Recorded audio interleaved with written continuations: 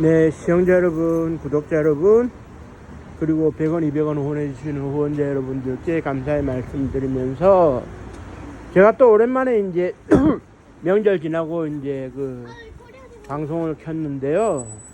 위가 좀 안 좋아가지고 좀 고생을 하고 있네요. 이 환절기에 건강에 유의하셔야 되고요. 우리가 이제 100세 시대를 맞이해가지고, 소위 지금은 유병장수 시대라 그래가지고, 몸은 아픈데 병원의 도움을 받다 보니, 100세를 기약할 수 있다. 이런 시대로 접어들지 않았습니까? 그래, 저도 나이가 50인데, 안 아픈 데가 없어요. 그래, 이제 나이가 50이 넘어가면은 배도 아프고, 무병장수가 제일 좋기는 하겠지만, 현실적으로 어려워요. 어려운데 이제 지금 현재 우리의 상황이 어떠느냐 하면 보험회사 같은 경우에 이제 보게 되면은 돈 되는 고객과 돈 안 되는 고객을 이제 나누다 보니 당연히 돈 안 되는 고객은 보험 가입이 이제 안 되죠. 그래서 이제 대표적으로 생명보험사에서 팔고 있는 의료실비 보험 같은 경우에는 예전에 한 10만원 15만원, 20만원씩 막대한 그런 매달 보험료를 냈어요. 그런데 이제 저희 보험료를 내고 병원비를 이제 보험금으로 환급을 받다 보니 어떤 일이 벌어지느냐. 의료 쇼핑 수준에 이르렀다는 그런 지적. 그래서 도수 치료라든지 MRI, CT가 남발되는 그런 일도 벌어지고 있고, 그래서 정부가 이걸 문제 삼겠다 하고 있는 와중에 이제 어떤 일이 벌어지느냐. 다른 한쪽에서는 의료실비보험 자체가 가입이 안 되다 보니 국민건강보험에 의존하지 않으면 안 되는 사람들이 또 있어요.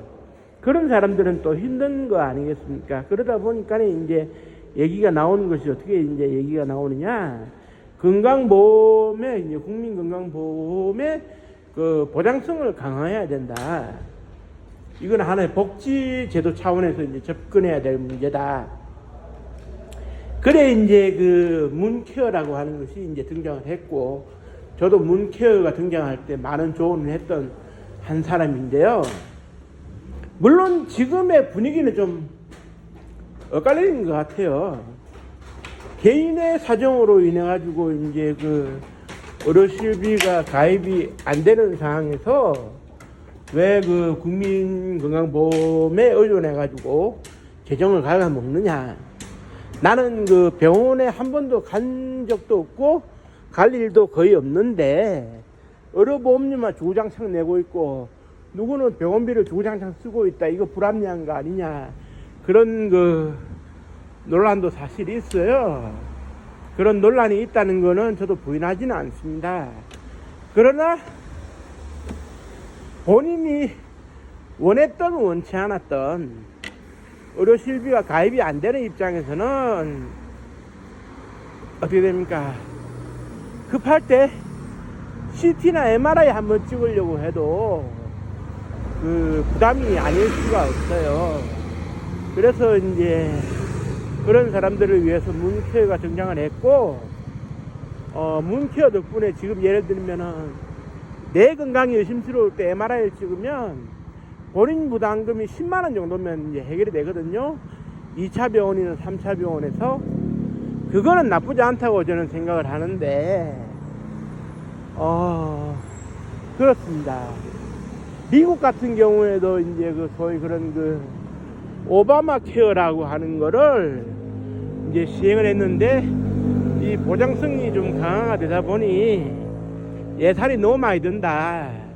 그래서 공화당과 민주당이 티격태격하고 있는데, 그 부분도 이번에 미국이 또 연례 행사처럼 벌이는 장기 셧다운의 하나의 또 원인으로 이제 작용한다. 이런 얘기도 사실 있어요. 썩 좋은 건 아닌데. 그리고 이제 한미 간에 그런 방위비 분담금이라 그래가지고 주한미군이 이제 미군이 이제 주둔하고 있으니까 방위비를 일부 우리 그 정부가 부담해라. 그래서 이제 91년도부터 우리가 이제 연례적인 협의로서 매년 방위비 분담금을 내고 있는데요. 지금 같은 경우에는 수치로 환산하면은 약 1조 5천억 정도를 우리가 이제 매년 내고 있어요. 앞으로 그 금액은 올라가겠죠. 그런데 2016년도에 그 오바마 정부가 끝날 무렵에 대통령 선거를 했을 때 처음에 그 트럼프 대통령이 이제 당선됐는데, 그때 이제 그 트럼프 그분이 들고 나온 논리 중에 하나가 뭐였냐면, 왜 우리 미국이 부자 나라인 한국을 도와줘야 하느냐 라는 부자 나라 한국을 강조를 했었어요. 부자 나라 한국을 이제 그 상당히 그 강조를 하고 그랬댔는데, 이때 그 부자 나라의 기준에 꼭 이제 들어가는 것 중에 하나가 뭐냐면, 한국은 의료보험도 있지 않느냐, 우리는 의료보험도 없다, 이런 논리를 내세운 적이 많거든요. 한미 간의 그 외교적 협상이나 경제적 협상을 할 때. 그래서 이제 남들, 다른 국가들에게 이제 소위 부러움을 사고 있는, 그리고 이제 노르웨이, 스웨덴, 핀란드, 독일 같은 서구 선진국들의 소위 북유럽에 그 해당되는 소위 그런 그 뭡니까, 그런 그 복지 선진 국가도 부러워할 정도의 국민건강보험이 있다, 이렇게 되어지고 있는데, 이것은 복지적 차원인 것이지 그 우리나라가 뭐 잘 산다 못 산다 이 기준은 아닌 것 같아요.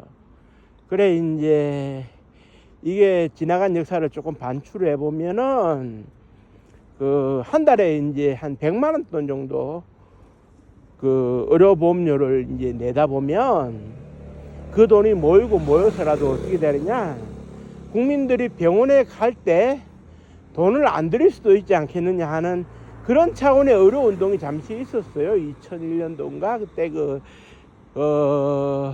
국민의 정부, 김대중 정부 시절에 있었는데, 이 의료운동가들이 단체로 참 안타깝습니다만은 국가보안법 위반했다 해가지고 홍제동 대공분실에 끌려간 일이 있었어요. 그래 이제 그때 수사관들의 논리가 뭐였냐면, 병원비가 모자라서 병원에 못 가고 죽을 수 있으면 죽어야지, 무상의료 무상복지 이거 공산주의 논리 아니냐, 이런 식으로 매도했던 그 기억이 나는데요. 사실 국민들이 모르는 게 있어요. 국민건강보험이 1988년도부터 본격적으로 확대가 돼 가지고 이제 적용을 안 받는 사람들이 없는 거죠. 그런데 이게 이제 어떻게 되느냐 하면은, 이렇게 보셔야 되는 것이, 박정희 대통령 시절에 국민건강보험이 77년도에 만들어지고, 그래서 이제 국민건강보험의 시초를 이뤘다 해가지고 이제 우리가 이제 박정희 대통령이 국민건강보험의 초석을 다진 대통령으로 칭송을 하는데, 사실 그 잘못된 정보예요. 박정희 대통령이 국민건강보험을 최초로 만든 사람이 아니죠. 그러면은 이 원대한 이런 국민건강보험을 누가 최초로 입안하고 만들었느냐? 간단합니다. 장기려 박사라고 인수를 펼친 우리나라 의학의 아버지이자 선구자였던 외과 의사 출신의 장기려 박사가 처음 만들었어요.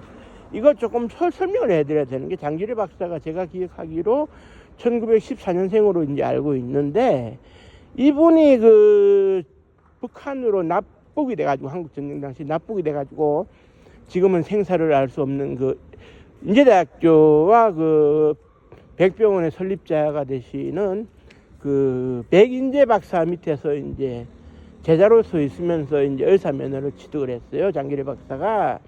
그러다가 해방공관에서 자기의 고향 평양에 있었고, 1946년도에 김일성 종합대학교가 이제 생겼어요. 이제 종합대학교를 하나 만들었는데, 소련군 당국이 군정이죠. 그때는 소련도 이제 북한도 이제 소련 군정을 하고 있었는 그 시절에 북조선 노동당의 제일 책임 비서에 해당되는 김일성의 이름을 따자. 그냥 편의상. 공산주의 국가에서는 개인의 이름을 따는 게 흔하지 않습니까? 그래서 이제 이름을 따가지고 김일성 종합대학을 만들고 거기에 이제 의과대학을 만들어서 이제 의사들을 배출해내겠다. 그때 제가 기억나는 것이 이제 장기례 박사가 이제 원래는 이제 장기례 박사 같은 경우는 개인적으로 전염병을 연구하시던 그 시절에 상당히 선구자였어요. 그 시절에 돈 안 된다는 이유로 전염병을 잘 연구를 안 할 때 연구를 하신 분인데, 이분이 그냥 강제로 픽업돼가지고 오늘부터 일하시오. 이래가지고 이제 김일성 종합대학 의과대학에 내과 과정으로 이제 발령이 났어요. 이제 32살 때. 그때 사람이 워낙 없다 보니까 젊은 나이에 내과 과장이 됐는데, 그러면서 김일성의 주치의를 잠시 겸하게 됐어요. 그래서 이제 그때 이제 기억이 나는 게, 그때 김일성 종합대학 의과대학에 계셨던 분들이 증언한 바에 따르면 월급이 제일 많았는데 그 월급 한 푼도 안 쓰고 환자들의 병원비로 다 돌려버리는 거예요. 가난한 사람들. 그러니까 이제 장기례 박사의 부인 되시는 분이 삭발한질 해가지고 이제 생활을 해 나가야 하는. 그런데 이제 1949년도까지는 그냥 그런 데로 있었는데 1950년도에 한국전쟁이 발발하고 장기례 박사는 계속 이제 병원에서 치료를 담당하다 보니 후퇴한다는 생각을 못했어요. 평양이 함락되고 백선엽 장군이 이끄는 1사단, 한국군 1사단이 평양을 점령을 했을 때, 그리고 이승만 대통령이 평양에 가서 군중 시민대회에서 연설을 했을 그 즈음에도 장기례 박사는 의과대학 내과과장으로서 진료에 전념하고 있었거든요. 그러면서 이제 국군의 1사단 부상병을 치료해주고 있었는데, 여기서 어떤 일이 벌어지느냐, 그분의 인생 행로를 바꾸는 일이 벌어집니다. 어떻게 바뀌느냐, 운산 전투에서 어이없이 얻어맞은 미군이 후퇴를 결정을 했어요. 그러자 한국군도 그러면 후퇴를 일단 하겠다. 소위 그게 이제 인해 전술까지로 이어질 수 있는 그런 대후퇴예요. 미군으로서는 참담한 그런 대후퇴인데, 그런데 이때 이제 부상병을 치료하고 있던 장기례 박사는 그날 심부름을 하러 왔던 큰아들 하고 이제 부상병 치료를 위해서 이제 군용 트럭에 탔어요. 계속 이제 치료를 해준다고. 그래 되니까 이제 부인하고 남은 자식들이 평양에 이제 있는데 곧 만날 수 있겠지 하는 생각으로 1사단 집 군용차를 타고 이제 내려온 거예요. 내려왔는데 이제 서울까지 와가지고는 이제 다시 또 이제 내려오게 되고, 그래 밀려 부산까지 오게 되는데, 이 장기례 박사가 고향에 돌아간다는 생각을 못하고, 내가 환자 곁에 있으니까 내 부산에서도 이제 계속 환자 진료를 하겠다. 그래서 이제 영도 제3영도교회 옆에 이제 천막을 하나 쳐놓고 미군으로부터 약간의 의료 지원을 받아가지고 무상 의료를 했었어요. 그때 피난 당시에. 지금이나 그때나 의사들은 진료를 하고 껌껌이 이제 돈을 이제 버는 시스템이지만, 장기례 박사는 무료 진료를 해가지고 전쟁통에 내가 어떻게 돈을 받을 수가 있냐. 그러다가 50년대 후반에 가서 이제 종합병원 형태로 하나 세운 게 이제 고신의료원 산하의 지금의 이제 보건병원이 되겠는데요. 보건병원에 있을 때도 이제 마찬가지였어요. 자신의 월급을 이제 아껴가지고 환자의 병원비를 내준다든지, 그 다음에 이제 그때 당시의 의료 수준이 어느 정도였느냐 말씀드리기가 정말 참담합니다. 왜냐하면은 그때는 수술실에 들어가 있어도 수술 보증금을 내었느냐라고 이제 물어보고 업무과에서 납부했습니다라는 사인이 떨어져야 수술이 들어가던 그 시절이었거든요. 그런데 이제 장기례 박사는 저당을 잡힌다, 이제 금반지 돌반지 저당을 잡힌다, 이런 거 다 필요 없었어요. 사람부터 살리고 봐야지. 병원이 파손하는 일이 있어도 사람을 한 사람이라도 놓쳐서는 안 된다. 그래 이제 그분이 이제 그렇게 이제 얘기를 하고, 그리고 자기 월급으로도 감당이 안 될 때 이제 환자가 찾아오면 어떻게 되느냐? 치료를 다 해주고 난 다음에 밤에 이제 자기를 따라오라 그러는 거예요. 그래서 이제 직원 몰래 이제 여분으로 가지고 있던 그 열쇠로 뒷문을 딱 열어가지고 도망가시라, 붙잡히지 마시라. 그래 보내줬어요. 병원비 안 받고. 이게 병원이 이게 운영이 제대로 되겠습니까? 그런데 이 소문이 떡 나니 전국에서 아프면서 돈 없는 사람들은 다 장 박사님을 한번 만나 뵈려고, 심지어는 어떤 그 몸이 좀 안 좋은 사람이 장 박사님하고 문진, 그러니까 이제 질의응답식으로 이제 검진을 했는데 몸이 말이지 그 뽀빠이처럼 샘솟을 기운으로 살아났다는 사람이 있을 정도였어요. 그런데 이것이 이제 어떻게 되느냐, 1968년도에 이제 그 장기래 박사가 이제 고민을 한 게, 이래 가지고는 안 된다. 종합적인 의료보험 체계가 구축이 돼 있어야 우리 국민들이 이제 한시름 놓고 이제 그 병원을 다닐 수 있을 거다. 그래가지고 그때 당시에 이제 그 시중에서 이제 팔던, 이제 보통 오늘날로 치면은 뭐 구체적인 상품을 얘기해서 죄송합니다만은 흔히 잘 팔리는 디스플러스가 한 갑이 이제 4,100원. 이거 저도 이제 담배를 뭐 피웁니다만은 4,100원이에요. 그런데 이제 그 장기래 박사는 그때 당시에 담배가 오늘날 디스플러스와 견줄 수 있는 그 보편적인 담배 한 갑이, 골련 담배 한 갑이 50원 하던 시절에 한 달에 100원씩 받자, 보험료를. 그리고 나머지는 이제 보험에서 그러니까 이제 한 달에 100원씩 보험료를 이제 걷어가지고 환자가 한 20% 내고 이제 보험에서 80% 내주는 식으로. 그래서 내세운 게 이제 그 뭐냐면, 그때 당시에 이제 그 녹십자라고 있었어요. 그러니까 이제 그 최초의 그 앙리 디낭이라는 사람이 그런 그 뭐냐 했을 때 그런 그 스위스 국기를 이제 뒤바꿔가지고 이제 그 적십자 이렇게 마크를 만들고 이제 적십자를 이제 최초로 문을 열었는데, 그 이후에 이제 전 세계 이제 녹십자가 이제 녹색 십자가라는 의미로 이제 의료 그 단체로 이렇게 성장을 해 나가는데, 이때 이걸 본따 가지고 이제 그 장기래 박사님이 청십자, 파란색, 좀 더 이제 쾌활해 보일 수 있는 이 파란색으로 가자. 그래가지고 청십자 의료보험조합을 만들었어요. 만들어가지고 세상이 비웃었죠. 한 달에 담배 2갑 살 수 있는 돈 겨우 보험료 내가지고 병원 재정이 감당이 되겠느냐, 보험 재정이 감당이 되겠느냐. 그런데 청십자 의료보험조합이 생기니까 너도 나도 말이지 가입을 하려고 오는 데다가 돈이 좀 있는 사람이 장 박사님의 은혜를 받았다. 나 한 10,000원 내겠다, 20,000원 내겠다. 의료보험 활성화 시킵시다. 그래가지고 우리나라의 최초의 그런 그 의료보험 시스템이 이제 청십자를 통해 가지고 도입이 된 거예요. 그러다 보니까 최소한의 병원 갈 돈만 있으면 그 큰 수술도 병원비 감당이 가능해지는 거예요. 국민들이 동참을 하니까. 그러다가 이제 아까 말씀드린 1977년도에 국가에서 이제 국민건강보험을 만들 때 청십자 의료보험조합의 모든 것이 국가로 기속이 됐어요. 장기래 박사가 국가에서 큰일을 하고자 하는데 우리 청십자 의료보험조합이 별도로 있을 수도 없고 있어서도 안 되고, 이 기능을 고스란히 국가에 넘겨줘서 국가가 더 일떠설 수 있도록 하자. 그래 국가의 예산 재정이 더해지고 국민들이 전체적으로 가입이 또 되고 보험료율이 이제 맞게 이제 설정이 되니까 더 부유해지는 거죠, 건강보험 재정이. 그러다 보니까 대통령들이 이제 쭉 이렇게 오면서 건강보험공단 이사장을 누구로 앉힐 거냐 하는 것이 상당히 중요한 화두가 되고,